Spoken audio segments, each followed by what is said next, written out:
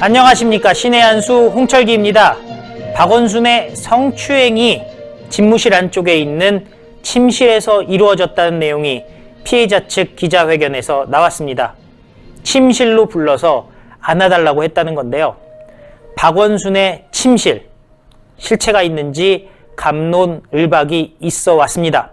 신의 한수가 박원순의 내실을 찾아냈습니다. 때는 박원순이 서울시장에 취임한 2011년 11월 16일로 거슬러 올라갑니다. 한 일간지에는 이렇게 기사가 나와 있습니다. 취임식, 마치 신혼집을 소개하는 새댁 같았다.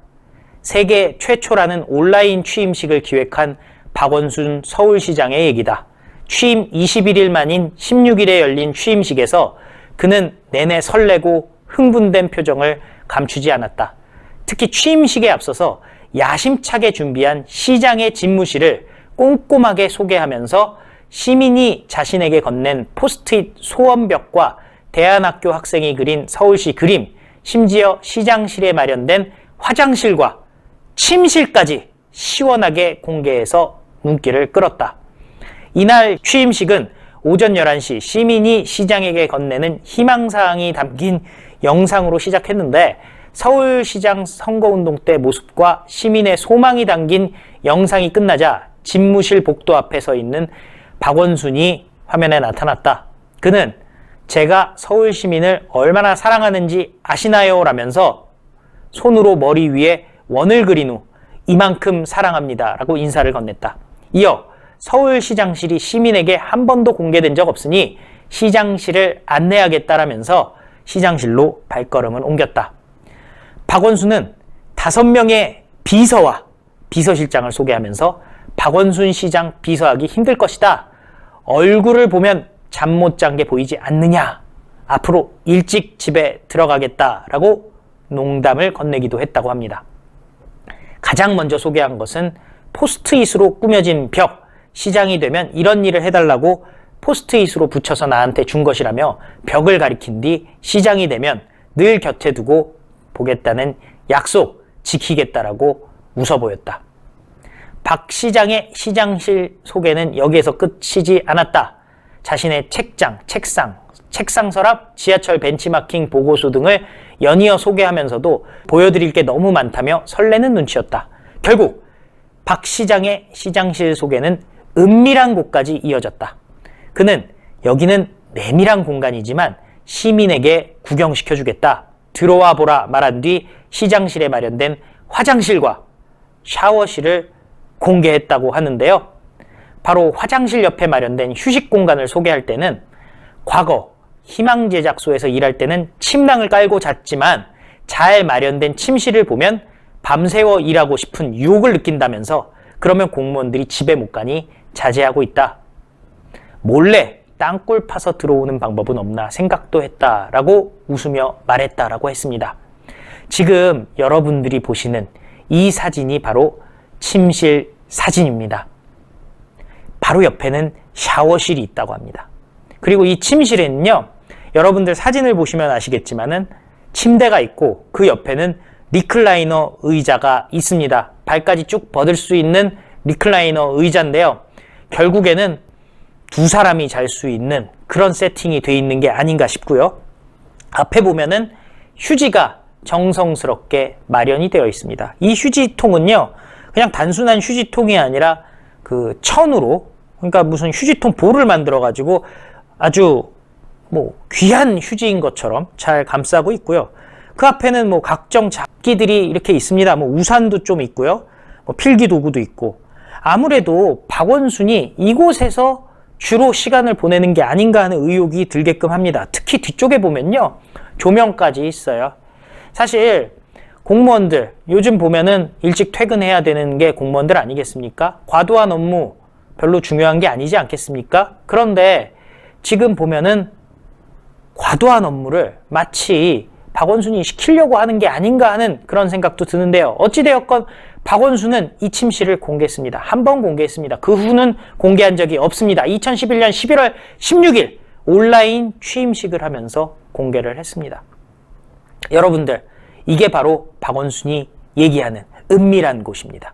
스스로도 그런 식으로 얘기를 했고요. 여기서 밤새워 일하고 싶은 충동을 느낀다. 예전에 희망제작소에서 일할 때는 침낭 놓고 잤는데 여기는 아늑하다는 거 아니겠습니까? 지금 알려지는 바로는 박원순 젊은 여성 비서에 대해서 성추행을 했다고 기자회견이 나와 있는 상황입니다. 무릎에다가 후 하고 바람을 불면서 입술을 댔다라는 얘기. 아유, 생각만 해도 끔찍하고요. 그리고 침실로 여성 비서를 오라고 해서 안아달라고 했다는 얘기. 60대 중반의 박원순, 도대체 이게 무슨 얘기인지. 그리고 이 여성 비서가 주변에 얘기를 했을 때 심기를 관리하는 것이 비서라는 얘기를 했다고 하는데요. 무슨 몸종입니까? 그래서 민주당 사람들이 관노 얘기를 꺼낸 겁니까? 정말 충격적이 아닐 수가 없습니다. 어찌되었건 왜 시장실에 이런 내밀한 침실이 있어야 되는지 정말 이해가 가지 않고요.